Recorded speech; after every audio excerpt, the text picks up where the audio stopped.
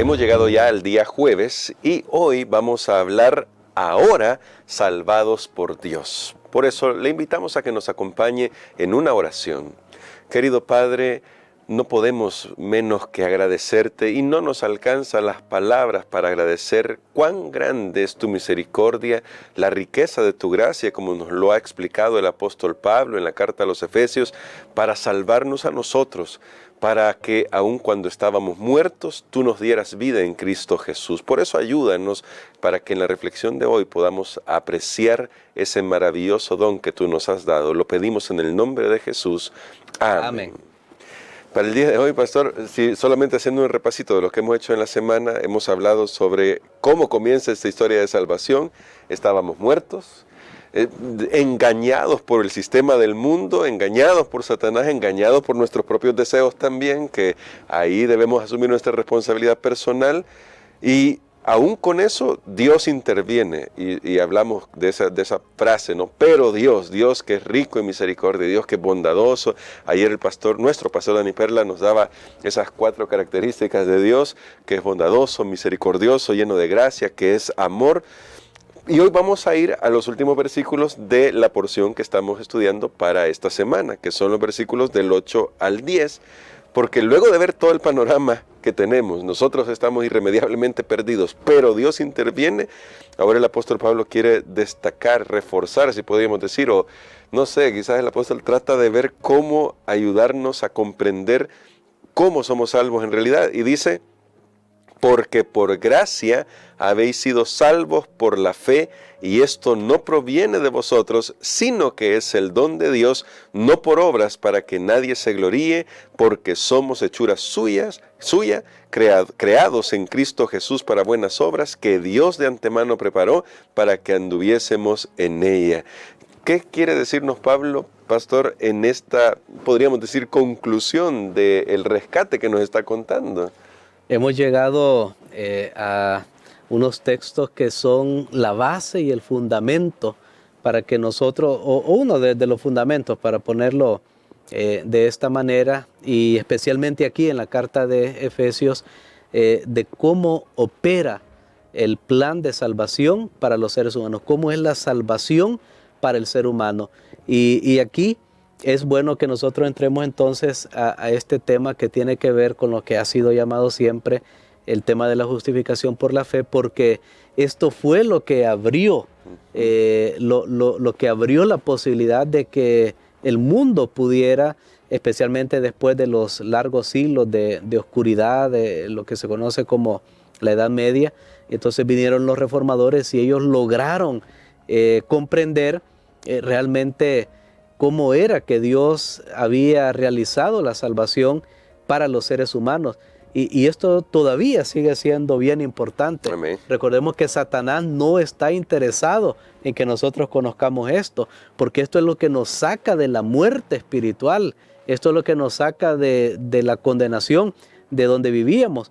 Porque noten ustedes que aquí dice el apóstol cuando habla de esto: por gracia sois salvos por medio de la fe, esto no es de vosotros, es un don de Dios, no por obras, para que nadie se gloríe. Somos hechuras suyas, creados en Cristo Jesús para buenas obras, las cuales Dios preparó de antemano para que anduviéramos en ellas. Tuve que leerlo todo para llegar a esa frase, anduviéramos. Es la misma palabra que el apóstol Pablo usa en el versículo 2, en los cuales anduvisteis en otro tiempo. Entonces él está haciendo un contraste. Ustedes tenían un camino allá con el enemigo, estaban condenados, estaban sin esperanza, estaban perdidos. Ahora Dios tiene otro camino para ustedes, y es el camino de la salvación. Algunos podrían pensar incluso que este mensaje que tiene que ver con la justificación por la fe ya es un tema superado, como con decir, esto es algo sencillo, esto es, ya lo conocemos, leche espiritual, ya sabemos de qué se trata. Pero sabe que yo me he quedado sorprendido cuando cada vez que estudiamos estos temas, de saber que hay aún dentro de la iglesia diferentes opiniones, o yo diría que son divergentes entre esas opiniones mismas. Por ejemplo, aquí voy a poner solo, no vamos a poder espaciarnos en cada una de ellas. Algunos ven la justificación o la salvación como un asunto forense, en el sentido, la justicia imputada de Cristo es tan poderosa que Dios incluso va a, como me pide también que yo tengo que ser perfecto, entonces también Él me va a poner la perfección. O sea, ya quita mi responsabilidad de lo que aquí dice, que vamos a estudiar más adelante, que fuimos creados para buenas obras. Entonces ellos dicen, no, aquí lo importante es la justificación, no hablemos de obras. De las obras, de eso Dios se va a encargar también de poner las buenas obras en nosotros, pero eso sería una visión distorsionada. Otros ven, hay una teoría que se llama de la influencia moral, y ven lo que Dios hizo en la cruz del Calvario, simplemente como un ejemplo de su amor, y lo que ellos dicen es, la teoría de la influencia moral, lo que dice, mira, lo que el ser humano necesitaba era ver el amor de Dios. Una vez ve el amor de Dios, ya se conmueve y ya es suficiente, pero esta teoría deja de lado la sustitución, o sea, no hace ver el pecado como tan grave. Bueno, Dios solo viene para mostrarme que Él es amor y ya. Otros creen que justificación es no solo ser declarado justo, sino hacer justo, que cuando Dios justifica a una persona, ahí también la hace justa. Y esto es bien peligroso.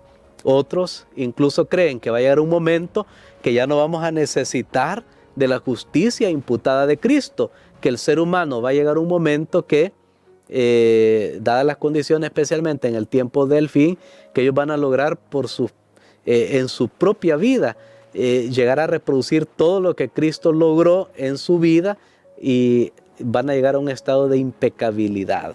Entonces, realmente también es otro concepto que algunos creen que es así, y otros, voy a mencionar el último, creen que la justificación tiene que ver con una salvación universal. En otras palabras, todos van a ser salvos al final.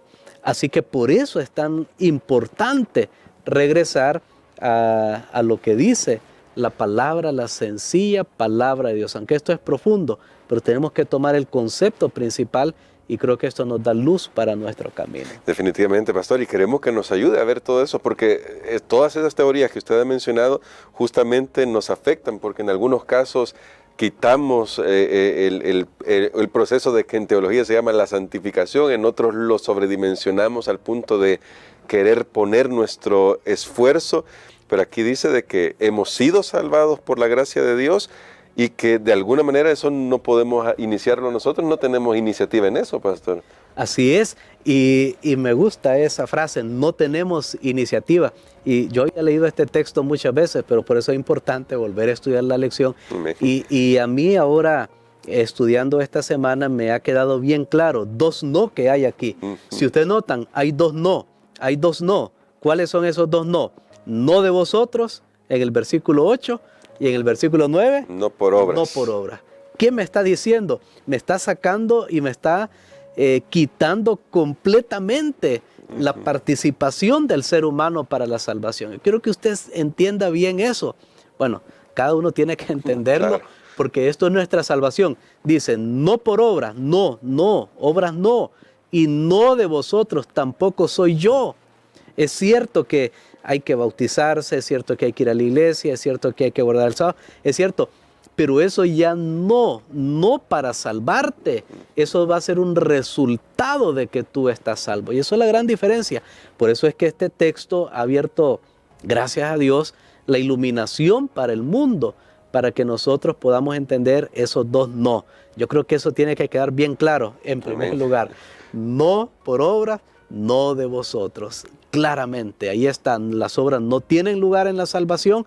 Me estoy refiriendo, y siempre entienda bien esto, el contexto que estamos hablando, no fueron ni serán mis obras las que me salvan, siempre será, ahí dice, por gracia. Amén. La salvación es por gracia sois salvos por medio de la fe. Ahora, hemos hablado de las características de Dios, sin embargo dice por medio de la fe. De la fe, sí. Y aquí hay otro error, si le podemos llamar así, que algunos han caído, y es decir, bueno, la fe entonces es una obra, porque digamos, la salvación es allí por gracia, Dios la da, Jesús vino, murió por mí, pero entonces yo ejerzo fe.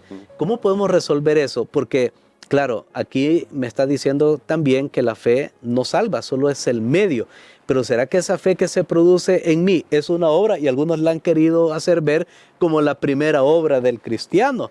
Y entonces contradeciría a lo que Pablo sigue diciendo, y dice, no, no por obra.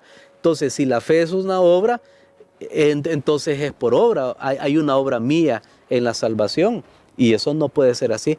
Hay una ilustración que yo quiero presentarles que tal vez nos puede dar, por supuesto, tomar algo del mundo material para aplicarlo al mundo espiritual. Por ejemplo, la respiración. La respiración es un proceso que se da en nosotros sin nuestra intervención, es automático. Uno no está pensando, ¿verdad? Ahorita tengo que inhalar, ahorita tengo que exhalar, ahorita, imagínate que uno estuviera pensando todo el día. Ahorita no recuerdo exactamente cuántas veces ocurre este proceso en nuestro cuerpo en todo el día, pero si estuviéramos a cada segundo, ahorita estoy respirando, no podríamos hacer ninguna otra cosa. Si eso fuera, si la respiración dependiera de nuestro esfuerzo voluntario, realmente viviríamos solo para eso, pero se da como un proceso automático. Ahora, hay algo bien interesante, cuando nosotros inhalamos y el aire llega a nuestros pulmones, cuando nuestros pulmones consiguen el oxígeno, eso produce un reflejo en el que viene la devolución.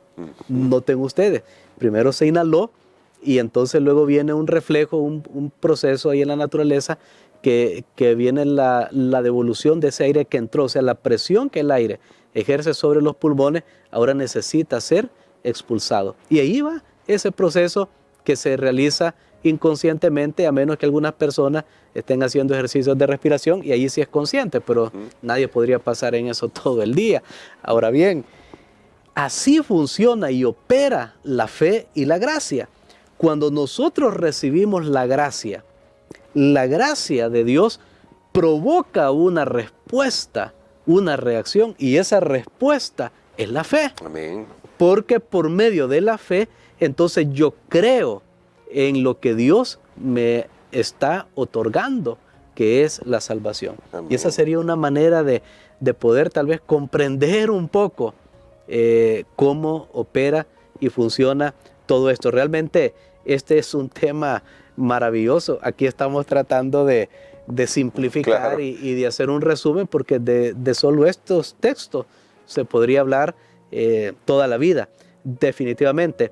Así que ya vimos, la salvación es por gracia absolutamente, no por obra. Recuerde bien, ese no por obra, no de vosotros, tampoco nosotros tenemos participación en eso, es una obra de la gracia de Dios. La fe es un medio, y luego avanzando un poquito, dice, pero Dios no nos deja allí en el vacío, ¿verdad? Bueno, ya estoy salvado, pero tengo que seguir viviendo en la tierra. ¿Cómo voy a vivir?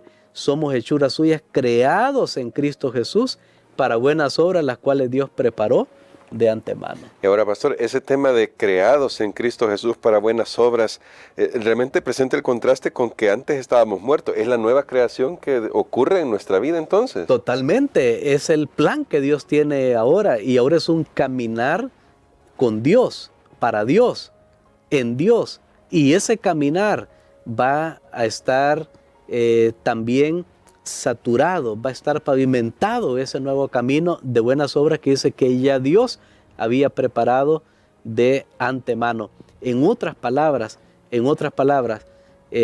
Dios tiene un plan maravilloso para nosotros. Y así como yo puse el ejemplo de la respiración, aceptar el plan de Dios en nuestra vida va a provocar una respuesta de amor hacia lo que Dios ha hecho, y va a provocar una transformación en mi vida. Si un cristiano dice, sí, yo acepté la fe, soy salvo por gracia, pero no está caminando en ese nuevo camino que Dios le ha preparado, no podemos estar seguros de que ha experimentado la salvación.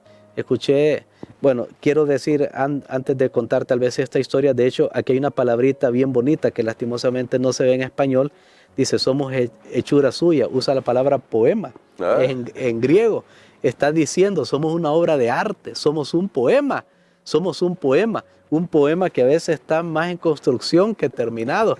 Y aquí vengo a la historia de un niño que, bueno, había una maestra que en la escuela sabática estaba contando la historia para los niños, contando de la creación, el poder creador de Dios, lo que Dios hizo. Había un niño que estaba por ahí inquieto, que parecía no estar prestando atención. Así que la maestra, un poquito ya ansiosa, viene y le pregunta a este niño, ajá, dime tú que te estás moviendo ahí, estás inquieto, ¿y a ti quién te hizo? Entonces el niño se le quedó viendo a la maestra y le dice, maestra, me hizo Dios, pero todavía no ha terminado su obra, le dice. Así que yo creo que eso es lo mismo que aplica también para los cristianos. Somos un poema de Dios. Veamos cómo nuestras vidas son una obra de arte ahora que estamos en Cristo. Y aunque todavía Dios no ha terminado con nosotros, pero algo tiene que comenzar a verse ya de esa manifestación de la gracia de Dios en nuestras vidas. Y para terminar, pastor, porque me gustaba mucho esa parte de Dios nos está formando como esa obra de arte, ¿cómo podemos rendirnos de tal manera que no cometamos el error de creer que podemos participar con nuestro valor, con nuestro esfuerzo y decirle al Señor, mira, yo también te estoy ayudando en esto, cuando ha quedado claro en esta semana que definitivamente ni hoy ni por la eternidad jamás le podremos aportar nada a lo que Dios ha hecho por nosotros?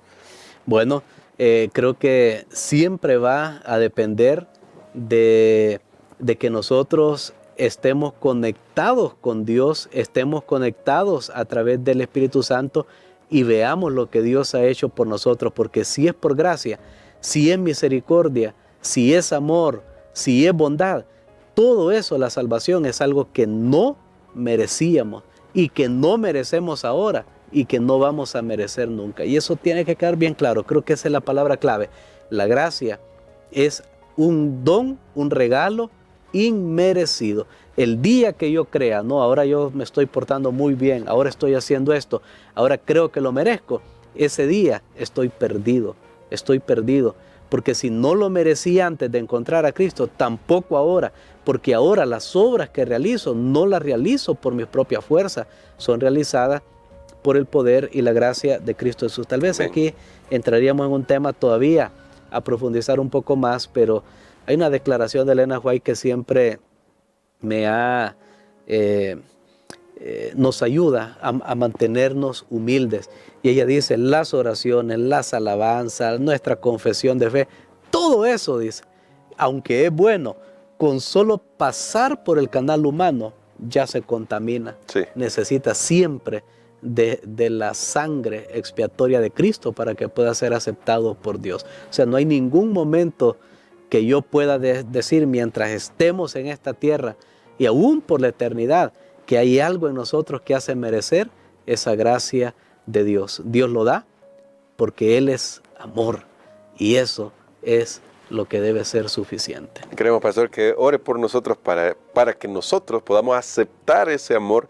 Y me gustaba mucho la ilustración de la fe y la gracia, y ahora respiremos de la gracia, de la atmósfera de la gracia de Dios y podamos vivir esa vida de fe que Dios quiera que vivamos. Amén. Padre, gracias te damos, Señor, por la salvación. Gracias te damos porque esto vino totalmente de ti. Es una creación tuya, es un invento tuyo, es la manera como tú pudiste rescatar al ser humano.